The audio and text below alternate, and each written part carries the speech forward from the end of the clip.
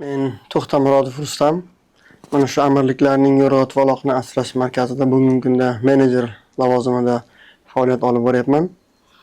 Markazimiz Karmana tumanida joylashgan bo'lib, jami 300 gektar yer maydoni ajratilgan.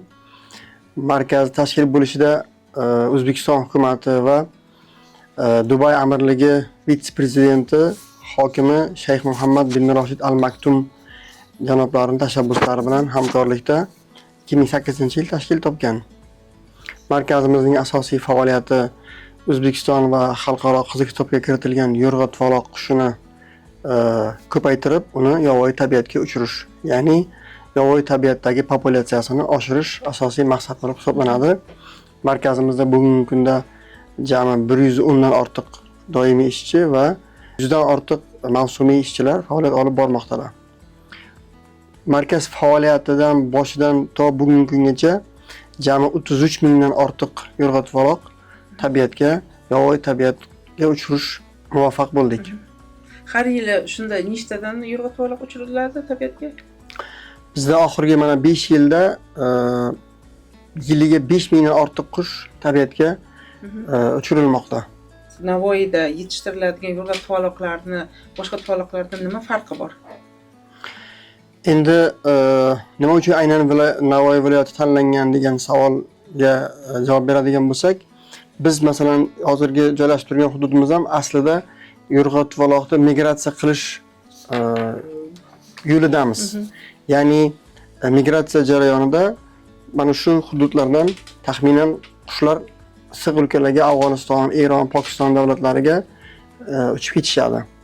Va biz mana shu O'rtacho'y hududida Samarqand viloyatining Nurobod tumani, Uchquduq, Zarafshon hududlarida yovvoyi holda tuvaloqlar uchraydi.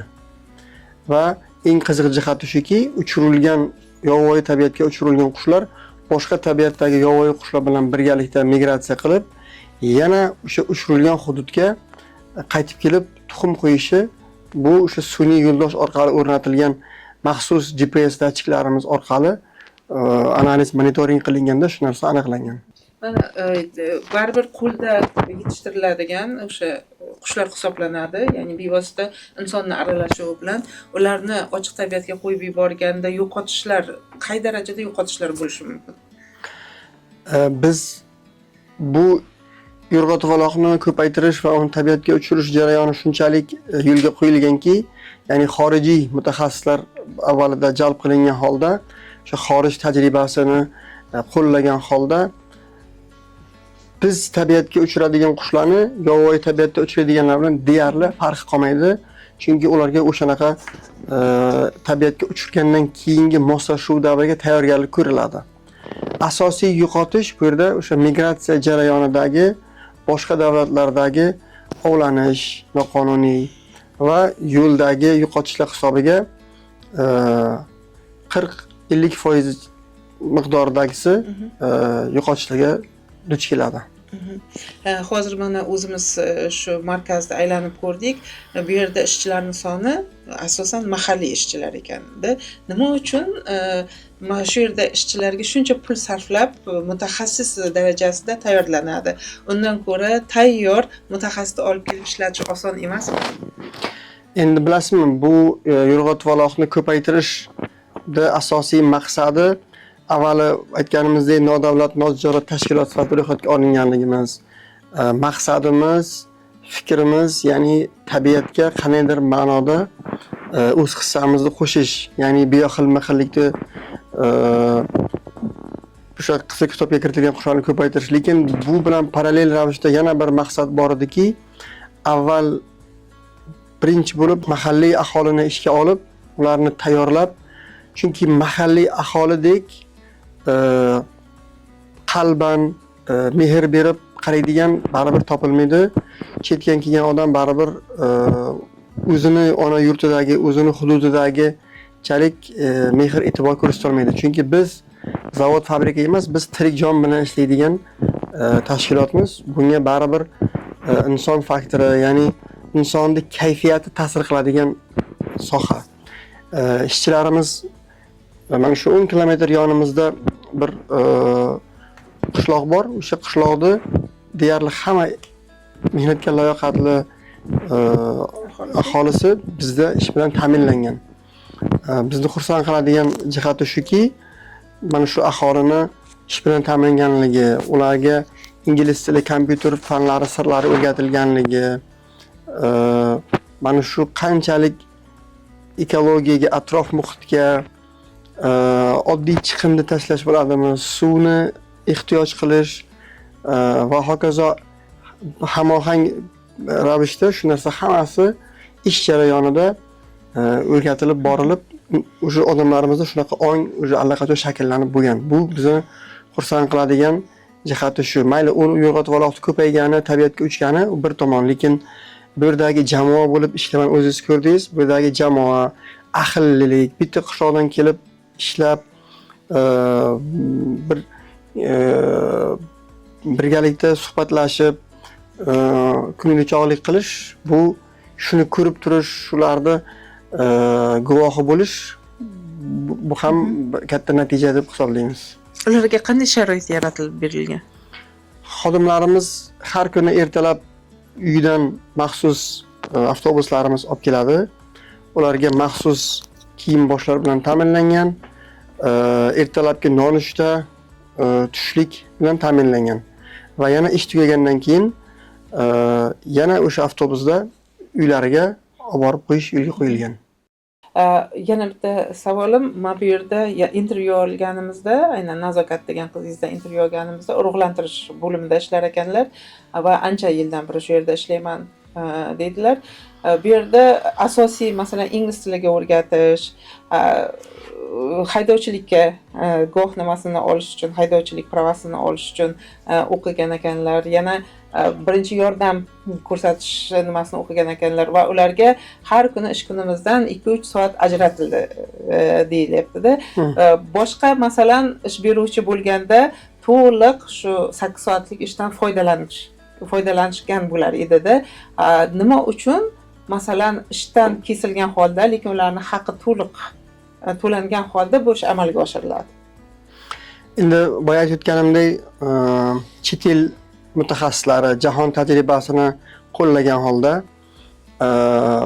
va mana shu mehnat qonunchiligida, texnika xavfsizligi qonunchiligida nimaiki talablar bo'lsa, imkon qadar shuni joriy qilib, shuni bir namuna qilib ko'rsatib, shu narsani boshidan yo'lga qo'yganmiz. Mana haydovchilik guvohnomasiga o'qitish, birinchi yordamga o'qitish, boshqa bular hammasi ishchilarga bo'lgan faqat ishladi, oylik oldi emas. Mana shunaqa har xil treninglar, mashqlar, har xil sayohatlar. Sayohatga ham chiqishadimi? Sayohatga emas, biz masalan Qozog'iston davlatida tajriba almashtirishga yuboramiz. Birlashgan Arab Amirligidagi boshqa yo'rg'atvoq markazlariga xodimlarimizni jo'natamiz. Har yili 10 tacha xodimimizni borib tajriba almashib, ko'rib, ham bir rag'batlantirish sifatida yaxshi ishlagan ishchilarimizga mana shunaqa yarim sayohat, yarim ish tajriba almashish qilib, mana shunaqa turlarni yo'lga qo'yganmiz. Mana juda ham avvaldan qiziqtirib kelayotgan savol, bizda Ecolgus Telegram kanalimizda boti bor. Mana shu botiga aynan oktyabr oylarida arab shayxlari kelib ov qilish mavsumi boshlangandan keyin ijtimoiy tarmoqlar bilasiz juda ham ko'p negativ postlarga, negativ nimalarga to'lib ketadi, sharhlarga to'lib ketadi. Bu borada sal aniqlik kiritsangiz.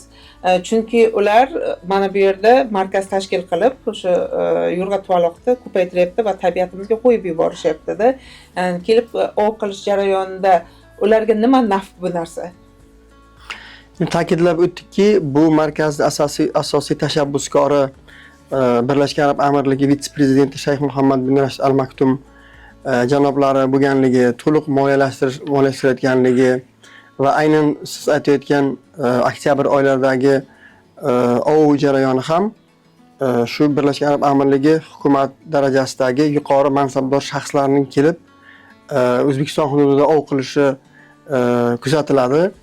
To'g'ri, ijtimoiy tarmoqlardagi narsalar bular butun jarayonda ma'lum bir qismini ko'rishadi-da, shunga bir har xil baho berishga Salbiy fikrlashadi. uchrab turadi shunaqa holatlar. Vaholanki, mana shu markaz faoliyatida 33,000 nafar tufaloq tabiatga uchirilganligi va bularni doimiy kuzatuvda ekanligi, ularni yashab ketish holatlari, ularni aynan yana ko'payib ketish imkoniyati ko'p bo'lgan joylarga uchirishligimiz, bular hammasi maxsus bo'limlarimiz, maxsus xodimlarimiz tomonidan o'rganilib yo'lga qo'yiladi. Ovga qaytadigan bo'lsak, bu Birlashgan Arab Amirligi hukumatidagi kishilarning kelib ov qilishi, bular UNESCO xalqaro tashkilotiga rasman an'ana sifatida ro'yxatdan o'tib, bular shu lochin bilan ovlashni xush ko'rishadi. Va o'sha 3 kunlik ov davomida 50 ta qush ushlar, 100 ta qush ovlar, lekin bular rasmiy har bir qushga qisqa hisobda kiritilganligi uchun rasmiy davlatga to'lov qilib 33,000 ta chiqarilgan qushdan 100 tasini balkim ovlashar. To'lovni aytib bera olasizmi? Har bir qushga qanchadan to'lov qilishlar? O'zbekiston hukumati belgilangan tartib bor. Qisqa hisobga kiritilgan qushlarni to'lovi, men eshitgan manbalarga qaraganda har bitta qushga taxminan 60 million pul to'lanadi ovlangani uchun. O'zlari bu yerda yetishtirib, yana shu yetishtirgan qushga yana rasmiy to'lov amalga oshiriladi.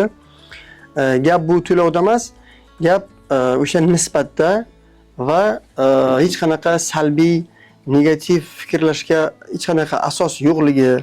Bu yerda faqat o'sha o'zlarini traditsiyasi bo'lgan lochin bilan ov qilish ni amalga oshirishga shu bilan birga qanchalik ko'p investitsiya kiritilganligi, qanchalik hamkorliklar, memorandumlar imzolanayotganligi, bular hammasi tahsinga loyiq. Rustam aka, yana shunga o'xshagan markazlar, ya'ni yo'rg'a tuvaloqlarni ko'paytirish markazlari O'zbekistonda bormi yoki Navoiydagisi bu yagona markazmi? Men bilishimcha, bunaqa markaz Qozog'iston davlatida bor, Birlashgan Arab Amirligida bor, Marokash davlatida bor va o'sha asosan arab davlatlaridagi shayxlar moliyalashtiriladigan shunaqa yo'rg'a tuvaloq ko'paytiradigan markazlar bor. O'zbekistonda-chi? O'zbekistonda Buxoro viloyatining Gazli tumanida Emirates Bird Breeding Center degan markaz bor. Ular ham mana shunaqa yo'rg'a tuvaloqlarni ko'paytirib tabiatga uchirish bilan shug'ullanishadi. Demak, sizni fikringizni bilmoqchi edim. Hozir shuncha yo'rg'a tuvaloq tabiatga chiqarilar ekan, uni agarda bu ketishda bo'ladigan bo'lsa, uni qizil kitob ro'yxatdan chiqarsa ham bo'lar ekanda. Yoki hali ancha bormi bu narsaga? Endi buni Fanlar akademiyasi, Zoologiya instituti ilmiy xodimlari bunga munosib javob berishadi. Lekin biz ayta olamizki, biz ekologiya vazirligi hamkorligida mana shu 33,000 ta qushni uchirganligimizni rasmiylashtirib, shuni dalolatnomalari qo'limizda turibdi. Ya'ni o'rgangan jarayonlarimizda ham aniq bo'lyaptiki, bu qush yildan yil geometrik progressiya shaklida, chunki mana biz uchirgan qush keyingi yili уже tuxum qo'ya boshlaydi. Shu shaklda o'zingiz hisoblab ko'rasiz tabiatda qanchalik bu ko'payib ketayotganligi. Rustam aka, mana ko'ryapmiz, siz ham bizga o'xshagan nodavlat notijorat tashkiloti, shu bilan birga sizda yana o'ziga xos bir biznes ham bo'ladi. Mas'uliyatli biznes tushunchasi haqida agar fikrlaringiz bo'lsa, nima deb o'ylaysiz? O'zbekistonda bormi yoki o'zingiz ham bir namuna sifatida masalan ko'rsata olasizmi ishxonangiz misolida? Endi markazimiz misolida shuni ayta olamizki, yo'rg'a tuvaloqni ko'paytirib tabiatga uchirishni asosiy maqsad qilib olganimiz bilan bir qatorda parallel ravishda o'sha tanlangan joy, o'sha ish bilan ta'minlash, ijtimoiy hayotga aralashuv, mahalliy organlar bilan bo'ladigan har xil munosabatlar. Bunga misol qilib, mana Qiziltepa tumani Yangi hayot fuqarolar yig'ini misolida gapiradigan bo'lsak, biz mana 10 kilometr uzoqda joylashganmiz. Mana shu Yangi hayot mahalla fuqarolar yig'ini 4 ta qishloqdan iborat. Mana shu 4 ta qishloqni asosiy ishga mehnatga layoqatli o'g'il qizlarini biz ishga oldik. Ishga olganda ham shunaqa risk bor ediki, bularni yurg'atvoq ular hech qachon boqmagan. Va biz shuni maqsad qilib shu bo'ynimizga oldikki, bularni investitsiya kiritamiz, bularga ilm o'rgatamiz, sabr matonat bilan til o'rgatamiz, kompyuter sirlarini o'rgatamiz, bilimlarini va mana shu natijasini berishiga ishongan edik va bu biz kutgandan ortiqchasi bilan o'z samarasini berdi deb hisoblaymiz. O'zingiz guvoh bo'lganingizdek, xohlagan o'sha qishloqda o'sib katta bo'lgan o'g'il to'xtatib savol berganda ingliz tilida ham javob bera olishligi va o'sha qanchalik tabiatni sevishdagi, tabiatni asrab avaylashdagi o'z ko'zi bilan ko'rayotganligi, tirik jon bilan yashayotganligi, yanada g'amxo'r bo'layotganligi. Masalan, bizda qanaqa shunaqa holatlar bo'ladi. Har yili jo'jalarimizga yovvoyi tabiat bo'lganligi uchun ukki qushini kelib jarohatlab ov qilish harakatlari, holatlari kuzatiladi. Shunaqa ong, shunaqa bir shakllantirilganki, bu ham tirik jon. Bu ham o'zini rizqini izlab yuribdi. 20 ta 30 ta tufaloq polaponlarni jarohatlab o'lishiga sababchi bo'lgan bo'lsa-da, lekin biz buni eng xavfsiz usulda ushlab, yana o'sha o'ziga xos bo'lgan tog'li hududlarga 200-300 kilometrga olib borib, uchirib, o'sha narsani rasmiylashtirib qo'yganmiz. Shikast yetkazmasdan bu narsani butun 200 kishilik jamoamizni ko'z oldida bu narsa shunaqa bo'ladi. Yoki oddiy yumron qoziq deysizmi, oddiy boshqa zarar kunandalarni ham xuddi shu usulda markazimiz tashqarisiga yana qaytarib tabiat qo'yniga uchiramiz. Bu shuni ko'rib turgan jamoamiz xohlang-xohlamang shunaqa ong shakllanadiki, bu bunaqa noto'g'ri ekan-ku. Faqat yurg'atvoq emas, bu parallel hammada haqqi bor, hammasini rizqi bor. Hammasini tabiatga zarar yetkazmasdan shunaqa qilish imkoni borligini, shu narsa shakllanganini ko'rib ham inson ko'zi quvnaydi. Mana siz hozir shu narsalarga to'xtaldingiz, atrofimizga ta'siri. Ko'rdikki, daraxtlar ekilgan. Naqd quruq bir yerda qiyinchiliklar bo'lmadimi? Qiyinchiliklar bo'lgan bo'lsa, nimalarni yengdingiz, nimalar qilishni niyatlaringiz bor? Endi bilasiz, daraxt ekish tabiatni yashil bo'lishiga yanada hissa qo'shish, uning ustiga davlatimiz olib borayotgan siyosat yashil iqtisodiyot yili deb e'lon qilinganligi, bu odamlarda yildan yil ekologik madaniyat, ekologik ongni o'sishligi, shu narsaga hamma mas'ulligi, jamoa sifatida ham, shaxs sifatida ham shunga hissa qo'shishimiz bu vijdoniy burchimiz ekanligini anglagan holda xodimlarimiz bilan hashar yo'li bilan mana shunaqa yashil hududlar tashkil qilganmiz. To'g'ri, cho'l hududi bo'lganligi uchun suvni tejash maqsadida o'sha suvsizlikka ko'proq chidaydigan maxsus daraxtlar ekilib, shunaqa yashil hududlar, soya joylar va yashillik ni ko'proq bo'lishligi uchun mana shunaqa ishlarni yo'lga qo'yganmiz. Sizni tashkilotingizga rivoj, ishlaringizga, maqsadlaringizga erishishni tilab qolamiz. O'ylaymanki, biz siz kabi nodavlat, notijorat tashkilotlarning faoliyati O'zbekistonda yanada kengayadi, chunki fuqarolik jamiyatda roli muhim deb o'ylaymiz. Siz nima deb o'ylaysiz bu borada? Albatta, biz bir jamoa bo'lib kengayib, ko'proq tushuntiruv, tanishtiruv ishlarini olib borsak, albatta vaqt o'tgan sayin bu narsa miqyosi kengayib, mana shunaqa yaxshiliklar, mana shunaqa tabiatimizni asrab avaylash dagi urinishlarimiz, harakatlarimiz o'z samarasini beradi. Rahmat.